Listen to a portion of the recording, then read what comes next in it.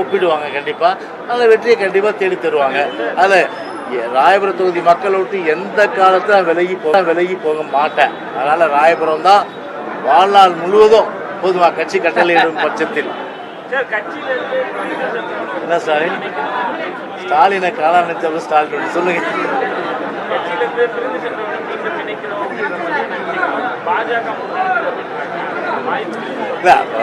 அதெல்லாம் இப்போ ஒரு கொள்கை விஷயம், அதை நான் முடிவு செய்ய முடியாத விஷயம்.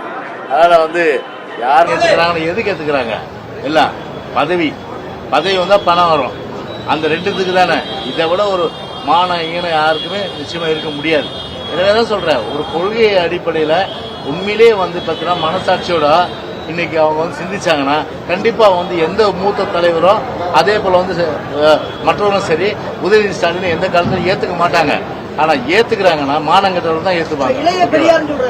போகலாம் அவரே